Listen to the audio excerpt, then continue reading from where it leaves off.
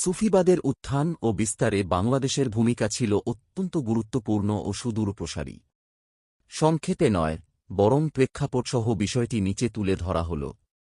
সুফিবাদের উত্থানে বাংলাদেশের ভূমিকা। ভৌগোলিক ও সামাজিক প্রেক্ষাপট। বাংলাদেশের ভূখণ্ড প্রাচীনকাল থেকেই নদীমাতৃক, গ্রামভিত্তিক ও বহুধর্মীয় সমাজ ব্যবস্থার অধিকারী। এখানে বৌদ্ধ, হিন্দু ও লোকধর্মের সহনশীল সংস্কৃতি আগে থেকেই বিদ্যমান ছিল। এই সহনশীলতা ও মানবিক মূল্যবোধ সুফিবাদের ভালোবাসা, সাম্য ও মানবসেবার আদর্শের সঙ্গে সহজেই মিলিত হয়। সুফি দরবেশদের আগমন ১৩শ শতক থেকে বিভিন্ন অঞ্চল যেমন আরব, পারস্য, মধ্য এশিয়া, তুর্কিস্তান থেকে বহু সুফি সাধক বাংলায় আগমন করেন। তাঁদের মধ্যে উল্লেখযোগ্য হযরত শাহজালাল রহমতুল্লাহি আলাইহি, সিলেট; হযরত শাহ মখদুম রূপোশ রহমতুল্লাহি আলাইহি, রাজশাহী; হযরত খান জাহান আলী রহমতুল্লাহি আলাইহি, বাগেরহাট; হযরত শাহ নিয়ামতুল্লাহ রহমতুল্লাহি আলাইহি, চট্টগ্রাম; বাবা আদম শাহিদ রহমতুল্লাহি আলাইহি, মুন্সিগঞ্জ। এই সুফিরা ধর্ম প্রচারে তলোয়ারের পরিবর্তে চরিত্র, মানবতা ও প্রেমকে মাধ্যম হিসেবে ব্যবহার করেন। ইসলামের শান্তিপূর্ণ বিস্তার। বাংলাদেশে ইসলামের বিস্তারে সুফিবাদের ভূমিকা ছিল মুখ্য।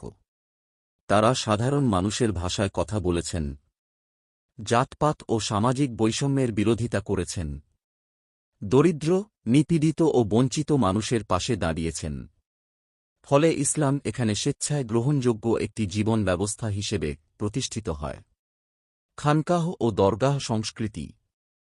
বাংলাদেশ জুড়ে সুফিদের খানকাহ ও দরগাহ গড়ে ওঠে, যা ছিল ধর্মীয় শিক্ষা কেন্দ্র, সামাজিক ন্যায়বিচারের আশ্রয়স্থল, মানবসেবার প্রতিষ্ঠান। এই খানকাহগুলো গ্রামবাংলার মানুষের ধর্মীয় ও সামাজিক জীবনে গভীর প্রভাব ফেলে।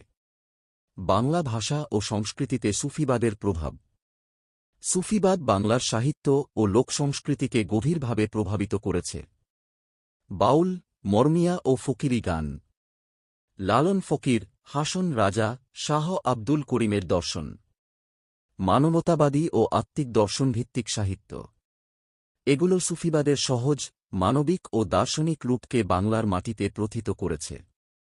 সাম্প্রদায়িক সম্প্রীতি রক্ষায় ভূমিকা। বাংলাদেশে সুফিবাদ ধর্মীয় সহনশীলতা জোরদার করেছে, মুসলিম ও মুসলিম সম্পর্ক উন্নত করেছে, সাম্প্রদায়িক সম্প্রীতির ভিত্তি গড়ে তুলেছে। আজও বহু হিন্দু ও অন্যান্য ধর্মাবলম্বী মানুষ সুফি দরগাহে শ্রদ্ধা জানাতে যান, এটি বাংলার অনন্য বৈশিষ্ট্য। উপসংহার: বাংলাদেশ সুফিবাদের শুধু একটি গ্রহণকারী অঞ্চল নয়, বরং সুফিবাদের বিকাশ ও স্থায়িত্বের এক গুরুত্বপূর্ণ কেন্দ্র।